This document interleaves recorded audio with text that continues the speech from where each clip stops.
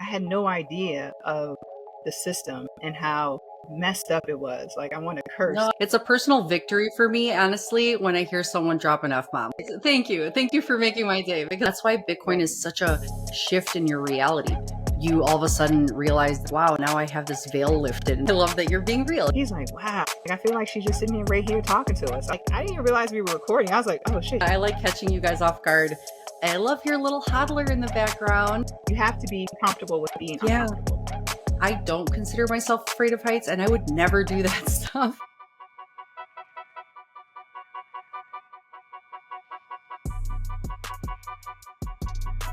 I was like, I never get to see my shirt in my podcast. I know, I like it.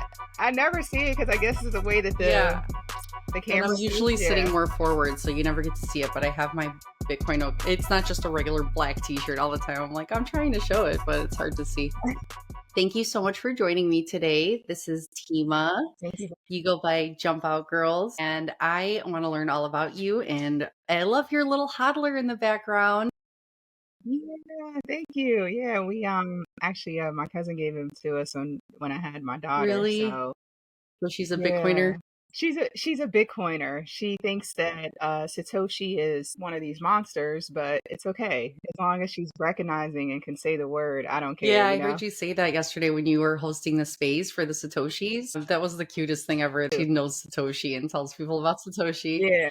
That's so adorable. I loved your space yesterday. It was such a great space. It was about women in Bitcoin and moms and, how they teach kids about Bitcoin and what values, to instill in kids. And so many people were interested in it. And it's really great that you guys, just the whole community, the Satoshis community is sharing that perspective, because we'd like to get more women involved in Bitcoin and to teach their kids it's the future. Yeah, exactly. I didn't expect the turnout that we had. I think it was, what we thought was going to be like a small intimate group end up turning into this like massive, space, which, I loved it. And, it just kind of shows how the conversation needs to be had in the sense of like there are a lot of women in Bitcoin, we're just busy, right? They're taking care of the home, they're taking care of their family, they're tending to the kids, their jobs. And it just showed that a lot of women have, an idea and, representation in the space. And also that they have questions and that they want to be involved. And some, I like the honesty that happened yesterday. Some were saying that they wish they were more involved. They wish that they were, more involved in just understanding finances and, the process of everything. And then some said that they've been involved since day one. So I thought it was a good like balance of two different types of groups. It was great hearing about that because some women, they're not very interested in finance or their husband or spouse takes Hmm. care of it. So they're Right. just thinking, I don't have to think about this stuff. But especially when you have kids, even if you don't have kids, you should be part of the conversation, because whether it was for Bitcoin or not, you should know how to handle things if you ever had to be on your own. And we did hear some of those truths yesterday from people. And it's a hard Yeah. reality, but it can happen. And you also want to understand the shift that's happening so you can prepare your kids for their future, and so you can prepare for your retirement and all these other things, because it's a really difficult situation that we're put in these days with inflation and what's happening with fiat currency and the money in the world. So it's something that some women don't really care too much about, because fiat is something we don't like to discuss. And I liked hearing about the whole taboo aspect of it, how people just have such trauma associated with currency and with money in general. And, it could be just their upbringing or hardships that their family went through growing up, that it's something that you just try to avoid at all costs. But knowing that there's this answer for this problem that we're having now with Bitcoin, it's such a powerful thing to be a part of and to understand the shift that's happening and see why it's beneficial for all people going forward. So it's something that it was nice having the men in the group.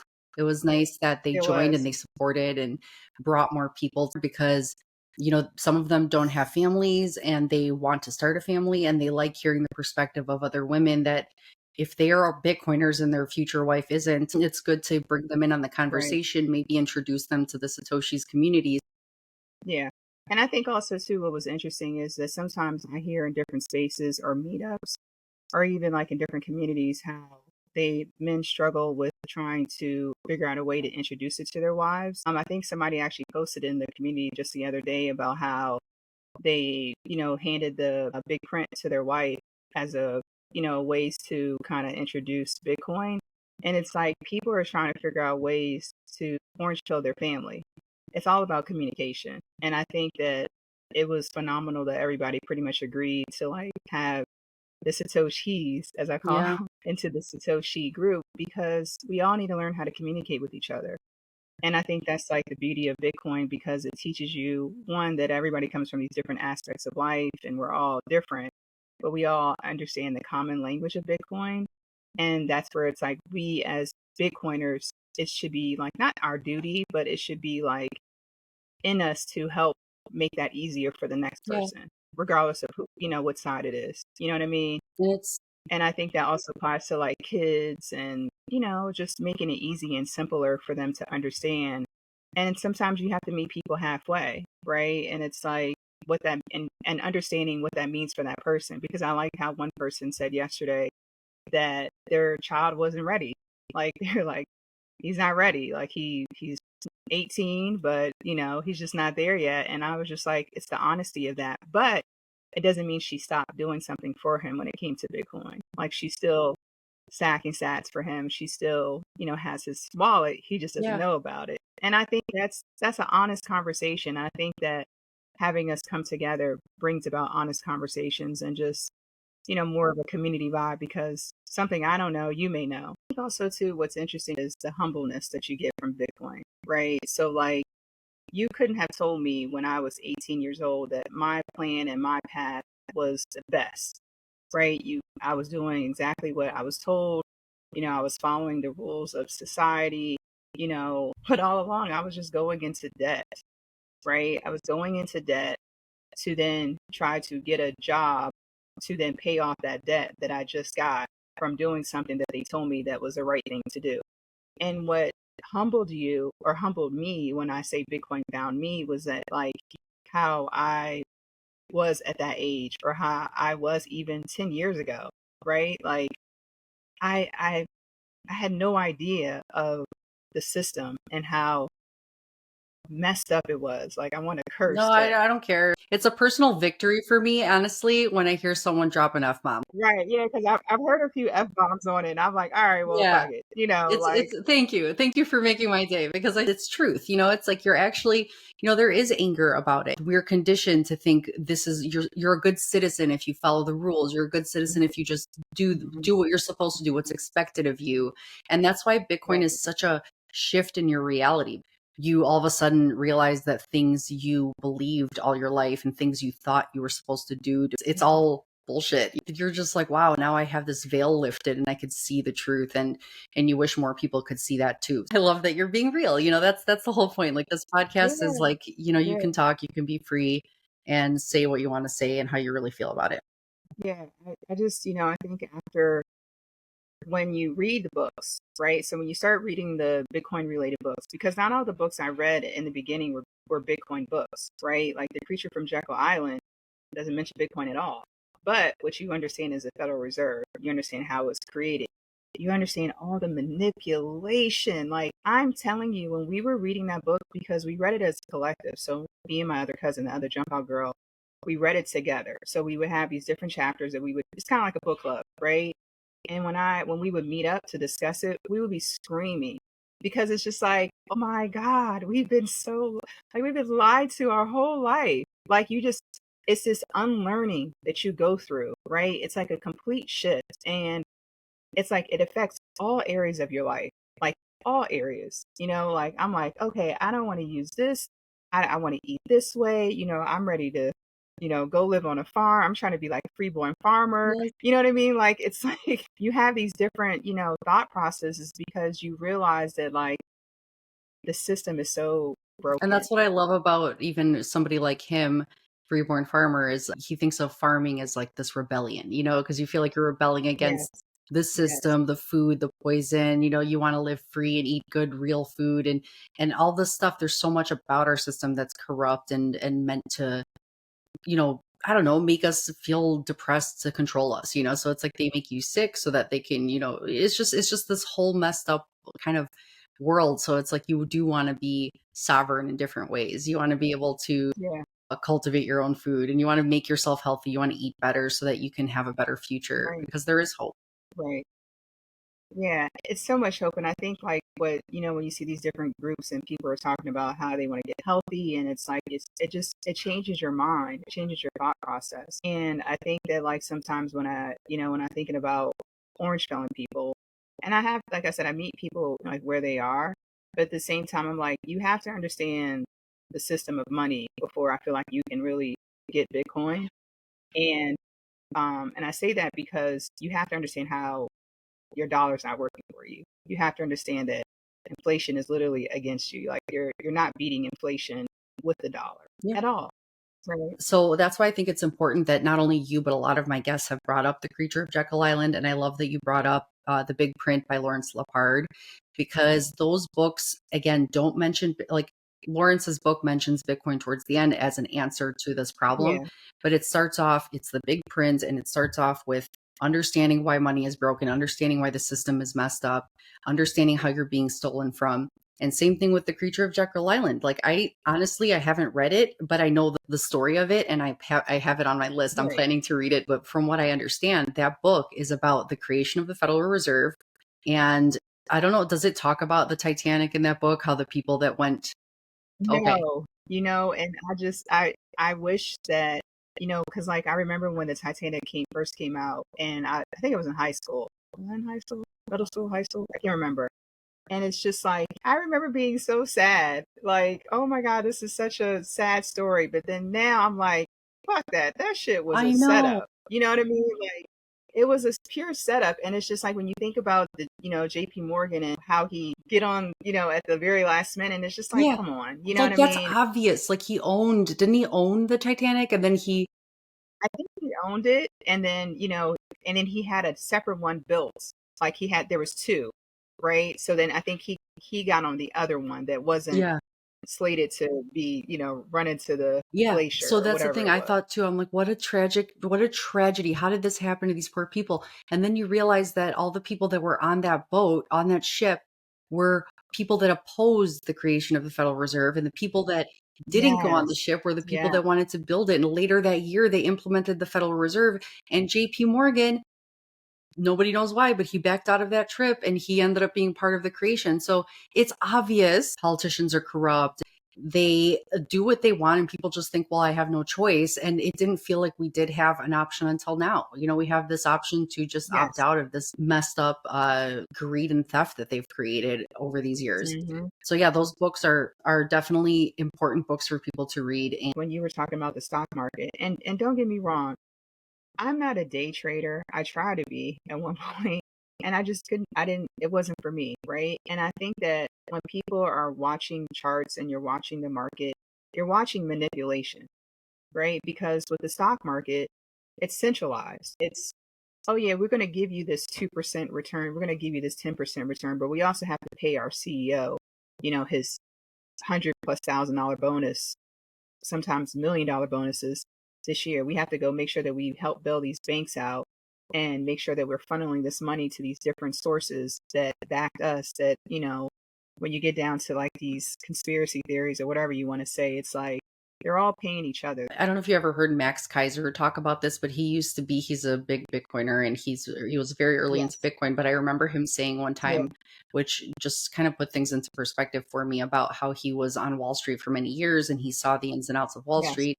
And he talks about 1Ks being the biggest scam, because what they do is they take everyone's money from their 401k, they invest it, and then at the end of the year, you get okay, you got 5% increase this year. Good for you. You did great with that money. But what they really do is they make profit off of your money. They keep those profits, and they just put all the losing stocks in a basket and then put one little winner in there to make you have that 5%. And they're like, oh, look, you did okay. You made 5% this year. And that's what you can appreciate too about people like Max Kaiser and even Lawrence is that, people that are older than us, first of all, like they've been through more, right? I feel like they're wiser, they know more. But what really is that they've seen where their money didn't go. They saw where they expected their money to be at this point and it didn't go to that point. In his book in the beginning, the part one reminds me of The Creature from Jekyll Island in the sense of like it's breaking down how we got to where we are, but just from a modern right now standpoint. I had no idea what they do with like how they determine the CPI. Like that part still sticks out to me. It blew my mind that they say like, okay, if you have this new car, we're not going to add in all the extras that come in with the new car, like the what is it? I think he pointed out like anti-lock brakes, if you have leather seats, because that's something that you decided to get. But it's like, what cars really don't come with those things now? Like it's far and rare that you don't see those things. And like when he was talking about what they do with meat and like with the chicken and the beef, they're going to go with a cheaper amount to put it into those numbers. And it's just like, it's mind boggling because when you think about any survey, any statistic, anything that you've seen, especially from the media, and I call the media, and I got this from another person, the most evil devil in America, because the media is telling you based upon their statistics, based upon their surveys, oh, these numbers are great. Oh yeah, unemployment is low. Job market is booming. I think it's hilarious because I'm like, do they take into account that the jobs that they show are so high that people have to work two jobs now in order to make ends meet? They used to include food, energy, shelter, like those things in inflation. And then they just decided to remove those data points from their charts. So now they're saying, oh, inflation is going down, but they're not counting the things you need to survive. They're not counting the main parts of life that are making it hard to live. They're just deciding which data to include in that basket. And it's manipulation because you're Right, not told the truth. right, So right, it's just, right. You're not. And that's what you can appreciate most about Bitcoin. There's no manipulation. There's no, in the sense of, there's no middleman to manipulate the market. There's no centralized authority. And it's not like we have to pay a CEO his bonus so that he and his family can go to Bali for their summer vacation. You know what I mean? And it's just like, that's what, when I talk to people and I'm just talking to everyday people and I try to talk to people who have no idea about Bitcoin, like never even, because there's still a lot of people who've never heard of it. Like they may have sparingly heard about like, oh, because now you see it like on different TV shows and movies and it's just like a snippet here and there. And, but people don't pay attention. And that's another thing you realize that like people are just like, they're in fight or flight mode. And it's just like stuff is just going by them, going by them. So it's like something that I'm paying attention to, I'm going to catch it quick. I think the other day someone tweeted how, what is it, NBA game, they had Coinbase was advertised at the stadium, at the arena. And, they were talking about like if you pay, you get $5 if you sign up with Coinbase, if the Warriors win. And it's just like, I'm going to catch that fast. I'm going to see that. But the next person's not even going to pay right. attention to that. And it's just like, that's why when I talk to everyday people about Bitcoin, I'm just like, you know, how long do you think you have to work? Where do you see your money in 5 years? I just ask these basic questions and they're like, well, we got to work until this point and I got to get this extra job. And it's just like, why? Why do we have to do that? Like, and you're saving your money and you're putting in these banks who are then borrowing against your money and then questioning you over when you can take your money out. I'll never forget it. I I was trying to send a wire to my nephew and I had to, obviously you have to go into the bank and they're like, why do you need to send this wire? Why are you sending this money? And I'm like, what? Why? Why are Yeah. you telling me about my money in Yeah. the bank? But why do I I need to know send it to my family member? that's like the most crazy thing. It's like it's your money. And I've heard that from multiple people. Why do you care Yeah, what I'm doing with my money? It's like what? Because you're worried about money laundering when the right. funny thing is they're so paranoid about money laundering when they're the ones, the banks, the Yes, politicians, they're the ones laundering money all the time. Like that's their main job. Like they don't, I feel like the amount of work they do for the government and the banks that are involved with these politicians and all this connected influence within each other, they are the crooks. And they're looking at us like we're doing something wrong if we send some money. It's like, screw you. I'm sending what, $1,000, $10,000. You guys are sending billions and hundreds of billions of dollars and nobody blinks an eye. They don't even blink an eye at all. And it's just like that's the part that really infuriates me. And I've heard other people on your podcast speak about that. And it's just like, you should be angry from that. You should be angry that, now, because it's like for our generation, because we're similar in age, I would say that our generation, like with our parents, like you have to now think about like, okay, depending on what your parents' age, like, are they going to be able to survive off of what they have? And now, like, granted, not everybody's in a situation, but are you able to take care of your parent or parents when that time comes? Because their money's not going to work No, for them, especially. that's what I feel like. I talked to somebody yesterday who said it really well. He mentioned that the goalposts keep moving. So you're working Yeah. harder and you're working more and you're working 2 jobs and you think, okay, this is going to get me there. But they keep pulling it away from you every time. Every time they print money, the finish line gets further away. And now what is happening is that for the younger generation, and you hear this story all the time, like my younger brother and my younger cousins, my younger family members, like, they're not thinking about anything to do with like buying a house. They're not thinking about anything what it has to do with like the stock market. Like, they're literally trying to figure out what's the most money I can make without going into debt. Because I will say that I hear that more often from them than what I heard from us, right? Like when I was their age, I didn't even have a concept of debt. I just thought that, like, oh, you go to school, you get student loan. We believe more that we were going to do these things and we're going to follow these rules and we're going to take out these loans and have a better job and pay all of it back and have a good life. But as kids are growing up, I think they see that that's not going to work. Yeah. And that's the unfortunate part because, it wasn't until I had my daughter that you realize, like, oh my God, family's everything. Like, I was already a family person, but like once you start raising your own family, it's like, oh wow, I mentally I probably couldn't take 10 kids, but I would physically and emotionally love 10 kids. You know what I mean? Because you just realize, like, this is what life is Mhm. about. You know what I mean? This is what life It truly is. is about, is that next generation. And it's sad that that next generation is in this predicament where they can't obtain some things that a normal everyday person should be able to obtain. Like, it shouldn't be a heartache or a financial burden to do basic things at home, get an education, even healthcare. Like, people are avoiding going to hospitals and doctors because they're afraid of medical Yeah. bills, and it's just like, that is a fucked up way of the society that has happened to us. And like, it's a fucked up way to think too. Like, I'm in such a financial strain that I'm going to sacrifice my health because I don't want to be able to, I can't afford that bill that may come. But then it's just like, what happens is it's like, you then put yourself in a worse situation by doing that. But it's like, you can understand that mindset and that mentality. You think, oh, I'm an American. I have a good life here. And Wow. why does middle class feel like you're in poverty?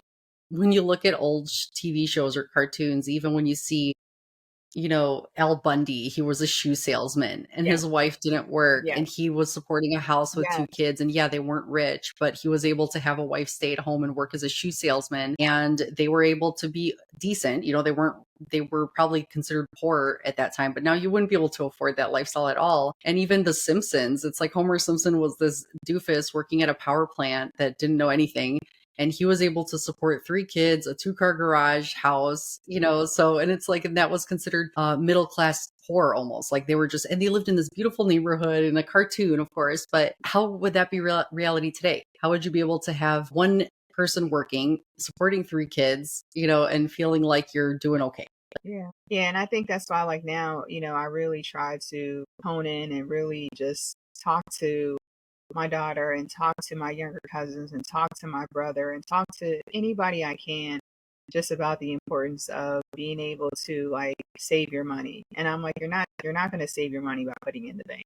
Your money's not going to work for you by putting it in the bank. I'm sorry, it's not. And it's just like, I try to make it as simple as possible. I'm like, listen, go get a fold card, go get any of these cards that any of these exchanges. And even though, I know, and again, that's where I say you got to meet people halfway. I know you shouldn't leave money on exchanges and things like that, but it's just like in the very beginning, I'm like, just do anything just to get started in Bitcoin. Yeah. Please, just do it.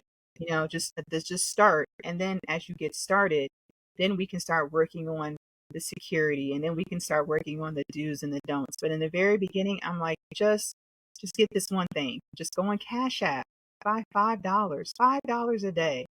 And it's just like you see these different stories of people who purchased, like who did DCA for like 3 or 4 years, and they just did $10 a day. And you look at what they did from then to now, and it's like where their money grew. And it's just like, Yeah, oh just my God, averaging every you know what I day. mean? It's Like, like, and then you don't worry about those dips and those upturns and buying it. It averages yep, it out to end up over time being worth more anyway. So it's a good yes, strategy. yeah, yeah.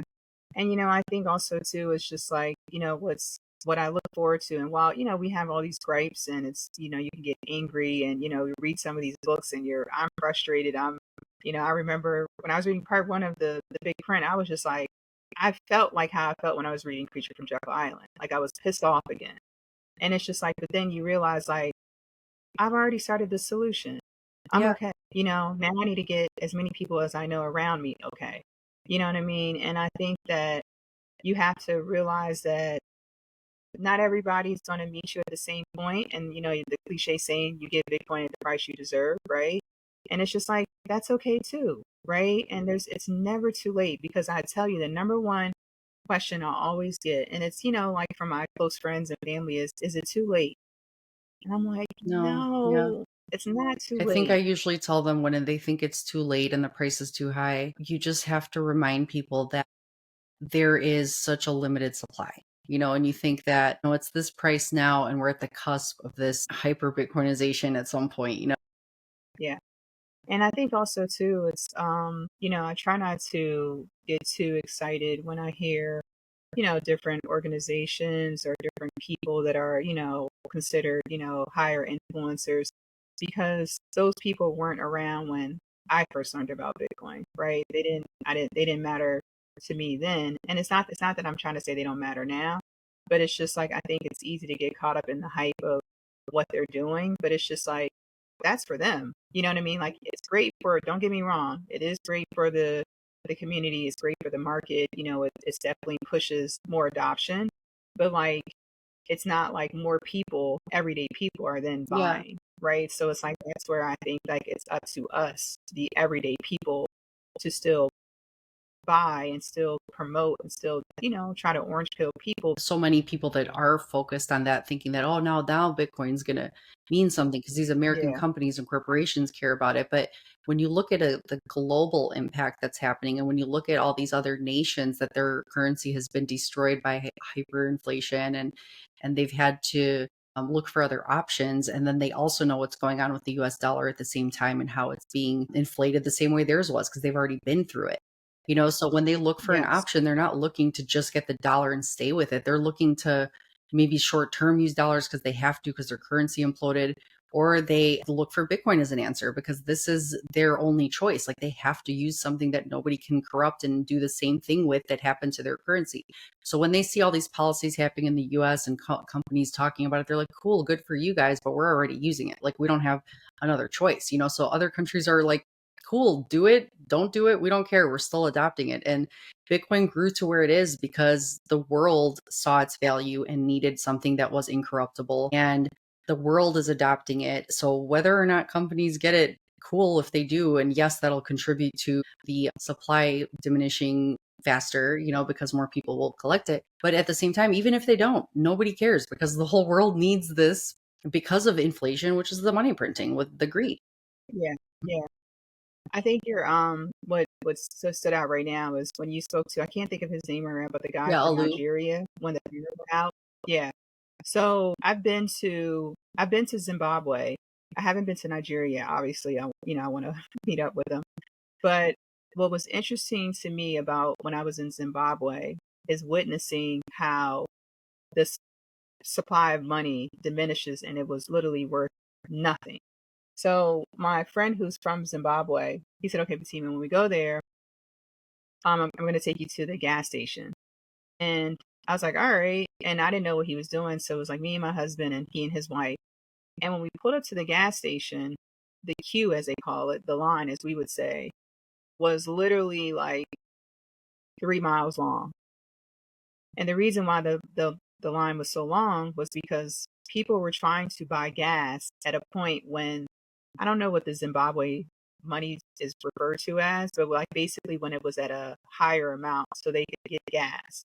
And sometimes what would happen is the queue was so long that people would spend the night waiting for gas, and it would take 3 days to get this gas. So I can't even imagine, like, when you think about like what people have to do in order to get gas to put into their vehicle to get to work, to buy groceries. Maybe if you're sick and you need to go to the hospital, you're waiting in a queue for up to 3 days just to get gas. Like, it blew my Shit. Yeah. mind, you know? And it was just like, he was like, Fatima, the money is worth nothing here. He said, so anytime, like if you get, and I may not be saying this correctly, but basically like if it goes up just a little bit, people are trying to like either flip it. So they're either were trying to get somebody who had American dollars to buy from them because some people still wanted to use it, or they were trying to obtain things that they normally couldn't because it was so low and it wasn't worth anything. And I was just like, just think about that mindset. And then when I was listening to that podcast with the other guy from Nigeria and the power went out, he's like, we don't care about what America's doing. Like, not to say, and it wasn't Yeah, like in a no, rude way, but it gets back to the point of like, they don't care about what Michael Saylor's doing. They don't care about Jack. They don't care about any of these people because it's just like they've already experienced. And what I'm a it's ramble a little fine. bit, but Americans don't realize that we're also experiencing the same thing in a different way. It's just a different way. Like we just have more quote unquote luxuries and it looks better, right? But at the same time, we're experiencing the exact same thing where it's just like your money is not working for you. It's just worse in certain areas where it's just like it affects your food supply, it affects your electricity, it affects, you know what I mean? Like it affects so many more areas of your life than what we see on a day-to-day basis. So it's just like it humbled me, and at that time, I don't think that did I know about Bitcoin then? I don't think I did. So it's like when I hear about Zimbabwe and Venezuela and all these different countries where it's just like their money's trash. Like I don't know if you ever seen that post where Venezuelans were like throwing the money on No, the I ground. think it was, I Like don't know if it it was was there or Argentina, but yeah, they would like, you look at the pictures of the street, it's littered with fiat. yes, because it's Yeah. worth nothing. And it's just like what we don't realize is that's the same fucking Yeah. thing here. It's the same thing here. It's yes, you can, I know not to the, dollar for, apple for apple, but it's the same It concept. is. It's just You know what I it's just mean? a later stage for them. And for here, it's an Yes. earlier, we're seeing it earlier because we are the world reserve currency. And that's the misconception that Americans have, that the Yes. entitlement that Americans have, the financial Yes. privilege that we have here in America, to think that, oh, that sucks for those countries. America's the best and we're doing okay. So at least we have the dollar. Good for us. But it's like the rest of the world is suffering. And why do you not care that other people are suffering? Why do we think that good thing we're Right. Americans? Thank God Right. for that. But it's like, you know what? Like, Right. we should care about the rest of the world because the rest of the world is hurting, and that's why the shift is happening. So it's like maybe Yeah. Americans, okay, they're at least some are wise, some are Bitcoiners, some see the sound money is the answer. But other countries have already found this out because they have to. They have a need to Yeah. know basis. They had to look for an answer. So it's almost like Right. more. I think I said this on a podcast too. It's almost a blessing to the people that lose their currency first because they find Bitcoin first. For all the Americans here Hmm. that think that they're safe on the Titanic, we talk, Yes. they're sitting there on their ship, drinking their fucking, listening to, just having a good, living their best life while the rest of the world is drowning, and they're already looking for their Yeah. lifeboats while they're just sitting on the ship, not realizing it's starting to go down. And they're the last ones to go look for a lifeboat. So they say about the fourth turning and about how things, societies have crumbled due to devaluation of currency. When you look at currencies over history and time, there's always greed involved, and these things end up contributing to collapse it. And it won't mean that, like, at least back then there was only gold was the answer. So it's like, okay, fine, the Right. currency collapsed, but now we'll just go back to gold or something. But now you have Bitcoin, which is better than gold. Even the government has said that now. And When people still make the argument about gold, it's like, well, you can't just take your gold bars with you and travel. And what if you have your gold in the stock market? How do you know that that's just not paper gold? How do you know you don't just have, like, they tell you that the gold is there, but if you ever wanted to withdraw your stock, like if everyone wanted to do a bank run on the gold stocks, do they even have the reserves? Do they even have the gold they're selling to you? So you're just No, holding, when it's they like think, what are you holding when you hold Bitcoin? What do you hold when you hold a gold stock? yes, yes, nothing. And I like when people are explaining basically like the housing market, similar to like what you were just saying, like if you try to go get this gold out the stock market, it would be like another Silicon Valley Bank issue where everybody's trying to pull their money out and it's like, oh, sorry, we don't have that. We don't have your reserve. We actually, did some bad business banking and, we're negative. You know what I mean? So it's like when you think about the situation of gold, it's kind of like you can't carry gold with you if you need to get out the country. If you have bars of gold, how are you going to carry that? You know what I mean? It's going to get confiscated, first of all, right? Like, and that's where it's just like the argument of like I saw someone tweeted the other day, like, you can have your Bitcoin, I have my gold. I'm like, you probably No, don't you have your probably, gold, unless you're seeing it sit there, and then how the hell are you going to travel with that? But yeah, if you're having it right? in a stock, what do you own? Like, at least when you own Bitcoin, like, I love the idea. My favorite, like, idea of thinking about Bitcoin is you're owning a piece of all of not just the hash power in the world, all the mining power that goes into Yeah, securing the network to make sure no one steals from it and changes its total supply. But I love that you're not only owning a piece of that mining power, that total power in the world, but you're owning a piece of all future labor in the world, like all future yeah, productivity. It's right. just Right. it's a lot to wrap your head around. But It is. it's a fascinating way to think about it. And all we are, once we find out the truth, we're just like, we don't want to be taken advantage of anymore. We're not standing for it. No. We're not about to be falling for any more bullshit, any more lies. We don't trust media, like you said. I love independent journalists. I love people that speak their voice and tell their truth. I love people that Right, do right. investigating. I don't feel like media does that. They're manipulating your idea about what's happening. It's all propaganda. So you can make people think something is going Hmm. on. So you can, push your narrative and Yeah, control what people think about what's happening. So it's really disgusting. So media is not investigative. They're not actual journalists. They're just a bunch of puppets pushing narratives, and it's horrible. So it's like we don't trust, we verify.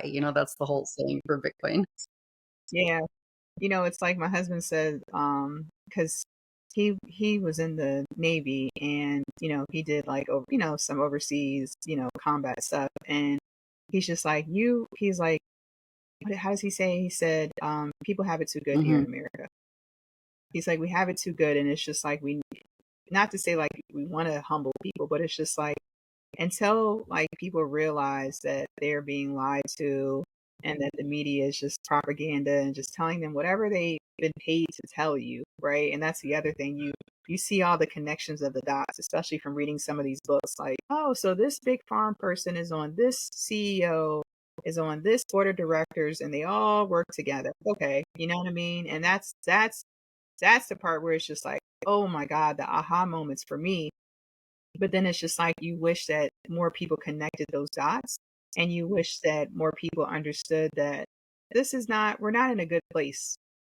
We haven't been. It's not like right now happened, it's been a gradual decline, you know what I mean? And a purposeful decline, right? To get you more into debt, to get you more, borrowing from the system and, oh, okay, well, go ahead and refinance this and, take this money out your house and go into more debt. You know what I mean? Like, yeah, pay off these loans, but then go into more debt because you just refinanced your loan. You know what I mean? Your mortgage payment is higher, and it's just And like, that's why it's like all this um, debt, debt, debt. It's like reminds you of The Big Short, where it was the housing market crisis, where now we're that saying where he's like, it's a bubble, and he realizes it's like right now we're that credit bubble. So it's yeah, just really, we're in this huge shift of people that it becomes easier to tell people about Bitcoin. It becomes easier to tell people, and they want to hear because people are realizing as more time goes by, as the system starts to show its true colors, as people feel like life is harder, there are more people like Nigeria, and like Zimbabwe, like Venezuela,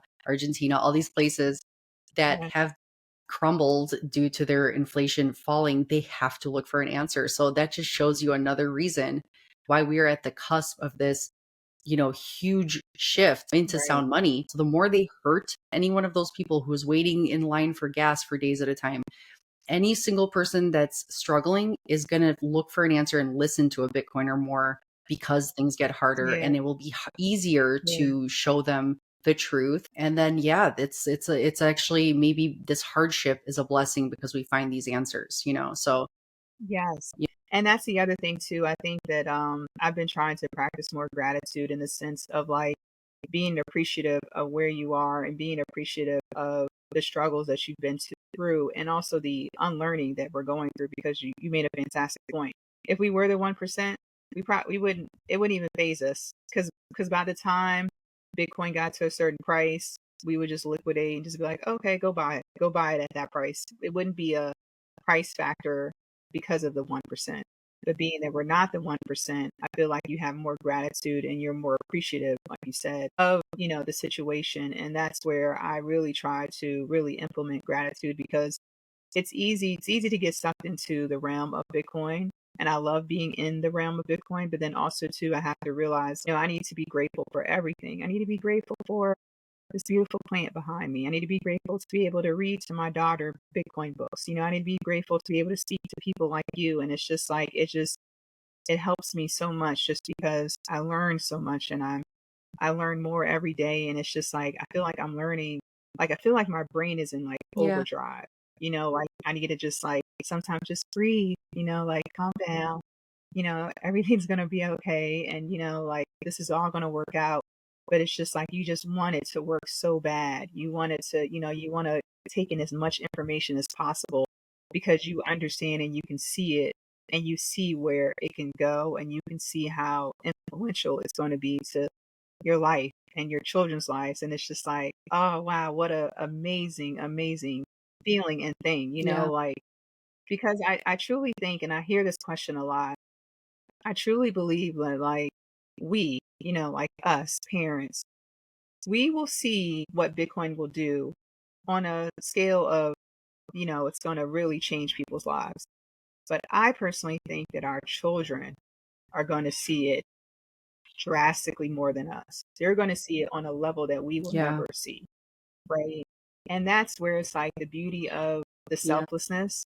You know what I mean? Like, oh my God, this is so incredible for them, like for that experience of them. And it's just like, that's where another thing about starting a family and being able to like do that for your children, it's just an incredible feeling. yeah. And it doesn't matter how much Bitcoin you have, what you think is a good amount, just Yeah. putting some of your time and energy spent working into it. Just slowly put into it. It's like any of that will make a huge impact in the future. It's not like you have to Yeah. have a Bitcoin. You don't have to have half a Bitcoin. You could have a piece of a Bitcoin. Any piece of a Bitcoin is better than not having any Bitcoin. So Yeah. just do it. Just get some, just even if it's $100, and just let it sit forever. It's like, you Yeah. just get it. But I think you're right. Practicing that gratitude is something that this community is. This community is grateful. We are grateful that we know, because we know how early this is. We know how such a small percentage of the population understands it yet. So you do have this gratitude that you are early, that Right. even though the price is this Right. high, you are early. And it's only like 1994 of the internet right now, as far as the growth of Yeah. Bitcoin. So we're so Right. early. This is just the beginning. So it's like, you be grateful for that. Be grateful that you found out about it. Be grateful to connect with other Bitcoiners, and be able to talk to your kids and have hope for the future. That's all gratitude. And Yeah. I'm so happy to talk to people like you, because even though my mind is in overdrive and I feel like, you're right, you want to consume all this information, and I feel like my mind, every time I speak to people like you, any Bitcoiner, I get more energized. Even though it's a lot of work, Right. it's so fun. It's so fun to talk to people, and I feel uplifted, and I feel so hopeful, Yeah. and we do all teach each other something. So I'm really enjoying it. So even though you're in overdrive, it's like an energetic overdrive. I do want to ask you about something that is an interesting fact about you that most people don't know, Okay. That most people don't know. or even just people in the Oh, Bitcoin community don't know. I am afraid of Mhm. heights. I am petrified of heights, but I have jumped off. So I went to Zimbabwe, obviously, and I jumped off the bridge. It's called, wow, I'm having a brain fart. It's Oh okay. my You don't have to God, say the what is name it of it. called? It's okay. I have brain farts all the No, time. no, no, I don't remember it. It's Victoria Okay. Falls. Okay. So in Victoria Falls, they have this bridge that overlooks Mhm. the falls. And I don't even know how high it is. But when I jumped, the funniest thing is when I jumped, I felt like I was a bird and I was trying to fly. So I'm literally, That's amazing. my husband went, my friend went, and they all went like this. Like they were like, "Ah," because you got to jump off this You're bridge. like clawing But your way. me, I'm like, oh my God. So yeah, so I'm petrified of heights, but I do stuff like that. Like I've been Wow. skydiving, yeah, I've jumped off I said the Verrazano, the Victoria Falls Bridge. And it's just like, I, it's weird because when I go on a ladder, I'm literally shaking. I'm like, Wow. but I still do these things. Now, would I do it again? But see, No, that's no, so no, no. cool about you, and I'm so glad you shared that because I don't consider myself afraid of heights, and I would never do that stuff because it scares me, but I think it's amazing because it shows that it's a challenge for you, it's a mental challenge, it's a physical challenge, Yeah, and for you to show yeah, yourself that I'm terrified to do something and you just say, "Fuck it, I'm gonna do it," you know? right, right. Everyone else is doing it. You could back out easily and just say, I'm not, I'll watch you guys jump, but you did it. And that's Right. insanely Yeah, like a crazy mental block to overcome. And even for somebody like me who doesn't think I could climb a ladder and I'm not scared, but right. you know what I mean? So that's awesome to Yeah, face your fears and to, try something that you're scared of. That's incredible because I think there's so many people who could resonate with that, whether it's, you know, doing anything that you're doing in life, whether it's, being more part of the Bitcoin community and speaking up, and, hmm, joining me on this podcast and sharing your voice. There's so many things in life that can be scary or weird, but yeah, right. that's a very inspirational point to share because good for Yeah, you. And you were just like, I yeah, think I would probably have a heart attack before I even jumped. I think it would just like, I would just, yeah. My husband's like, you were literally like, you look like you were wow. flying, like you were trying to fly.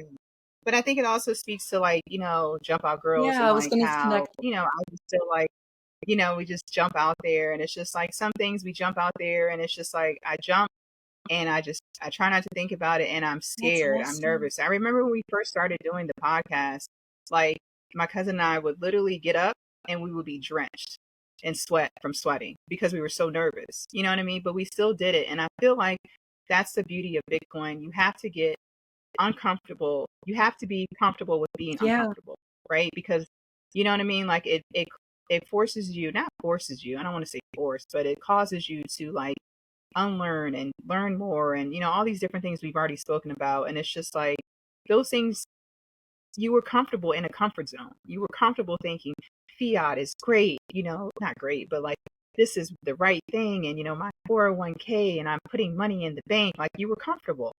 And then the minute you found Bitcoin or Bitcoin found you, as I say, you became uncomfortable because you're like, whoa, I got to change some things. Whoa, I got to reshuffle. Whoa, I have to do this differently. And I think that's like kind of like my motto. Like, it's just like, just jump out there and do it. You know what I mean? Yeah, and you're Who cares if you're nervous, you yeah, know? and that just shows that you're, being comfortable with change is such an important part of life because life always changes. Correct. And Yeah. thank you Yeah. so much for sharing that because your name Yeah. means so much. I'm going to share her It name down does. below.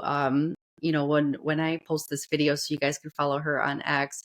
And that's the cool thing. Like I thought, oh, you just like jump out girls, like you know what I mean. Like, but it means something to you. It means bravery. It means something. And who's Yeah. the other jump Yeah. out girl? So That's your that's my cousin. cousin. So she's heavily involved with like her. She has three wonderful boys. She and her husband own a business. So it's just like she's super busy, but like that's just our motto, like we've just been jumping out there and just like finding our way and just really just trying to unbreak these generational curses and just really do things untraditionally. And, because we've done them traditionally for so long and it didn't work in our favor. Right. And then it's just like now that we found Bitcoin's found us, we're just like, keep jumping, keep exploring, keep finding out, more information, ask the questions, don't be afraid, like that oops, what is it? What's going on with the developers. I had no idea what they were talking about. No idea. But it's just like once I started asking questions, and people in the community started helping me, and it's just like I was like, break this down simpler. Like I have no idea what this OPS next function is. I don't even know what you're talking about. And it's just like, don't be afraid, just jump out Yeah. there. Oh my God. I feel like this entire conversation has been incredible. Everything we talked about was so, just like that rebel feel. Like we're just Yes, like, screw that. We're not gonna put up with it. And speaking right. so many truths, but then ending it with this, I have goosebumps. I feel like I get them at least once with every guest, but like, I Good, had good, good. such a fun time talking to you, but hearing that and how you get energy by doing things that you're doing by talking to other Bitcoiners, you gave me this like such a full heart feeling. Like I feel so much love for you. Like this is just such a I mean, your name means so much. Like it's such a cool thing about just facing your fear and being brave and learning new things. Having a growth mindset. Like you're okay with change, you're okay with learning new things, you're okay with facing fears, like you're growing your mind every time you do these things and you jump out and you and your cousin is that's incredible. Do you guys share the account or no? Yeah, so basically it's me mostly just because she's so busy. You can tell sometimes like she's very witty. She's a lot more wittier than I am, but you can kind of see the differences in the posts, but mostly it's me right now just because she's so Okay. busy. But yeah, I just wanted to also just tell you thank you. I felt like when I found you, my friend was telling me, she's like, you just need to find, because I was like, where are the women in Bitcoin podcasts? Like I would do like Google searches, and obviously like people's names, what they name their podcast is Yeah. personal, right? So it doesn't always have to necessarily have Bitcoin in it. And she was just like, you need to find more women and just connect with those women and you guys build each other up. And I lie to you not, I found you like within How that week. did you And do a I was Google just like, search or was it on X? no, so it was just like on X. And it was just like you kept popping up in my feed, popping in my feed. And I was just like, who is this girl? Oh my God, her posts are so neat. What is this? What is this? And then it's just like when you said you were starting the podcast, I was like, boom, there we go. You know Awesome. what I mean? And it was just like that connection of energy. And you just do it so well. And it's such a like I didn't even realize we were recording. I was like, oh shit, she I started it? like doing that. I like catching you guys off guard. I'm like, yeah, we're just already talking. So that's my favorite part. Yes. And it's just like, it's just you can sense when someone is sincere and genuine. And it's just like some of these conversations you've had, from, the serious and the technicals to the very, freeborn farmer, like, like just the way that you handle these and just, it just feels like you're talking literally to your friend sitting on a couch, and I think that's an amazing thing. And I think also too, I think from in my personal opinion, it's something about people who do things with their hands. And I know you're a stylist, and you have the salon and stuff. And I feel like you're already so used to listening to people that this is just easy. Like not easy. I don't mean it like that, but just like it's just like you're talking to one of your clients. You know what I mean? And like they always share stuff with you, and you have an understanding. You're always taking in, this information. So I just wanted to say thank you so much. And I'm so happy for you. And I'm so happy for the success of the podcast and, just to see it grow and just everything that's going to come later in life and just the people that you're going to speak to. And I love all the pod, the videos. I'm not able to watch every single one at the time they drop, but I do try to watch them all. And it's just like a smooth conversation. Like literally I had it in the car and my husband was just like, oh, that's the girl who you're going to be speaking to on Monday. I was like, yeah. He's like, wow. He's like, I feel like she's just sitting here right here talking to us. I was like, I Isn't that know. that's so nice to hear. I'm so happy. And I feel like it's almost like the way things happen because I felt like it happened just the energy shift that happened and the way I felt like it was just time and the way you were looking for what you were looking for. It's almost like things just were meant to Yes, happen the way they were. And it's like everyone's energy kind of gave me like the feeling to go ahead and do it. So, and I sure. do think that Right. having this job, talking to people like you're a therapist as a hairdresser and, you know, sometimes they give me therapy. Like I'm talking to them about Yes. my problems or my concerns and Right. they're helping Right. me through situations.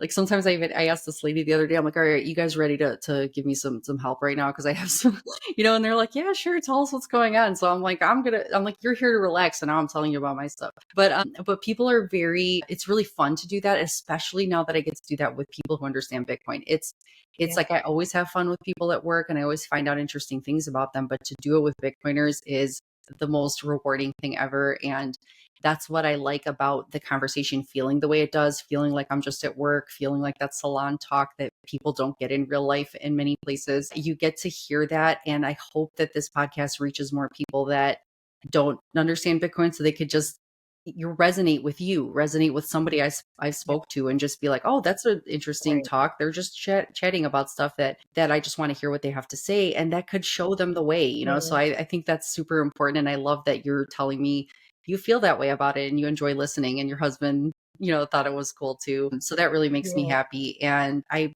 appreciate all of your support and I appreciate that you are having fun doing it and listening. So it's really, really an incredible thing. And this community is amazing. And I am so honored to get to know you, Jump Out Girl, because Thank you so much, Stacy. I appreciate you so, so, so yeah, I much. appreciate you too. So I really can't wait to post this. I feel like every time that's why I post so many. It's not that I want to bombard people with my Yeah, podcast, but I'm so right. much enjoying talking to you guys that I'm booking a decent amount on my days off. And when I decide to post them so quickly, I'm like hustling. I'm like trying to like get them edited so I can post them because I can't wait to share your voice. I can't wait to do it. So I'm not trying to do it to be like pumping them out, but I do enjoy talking to people and I want people to see them. So Yeah.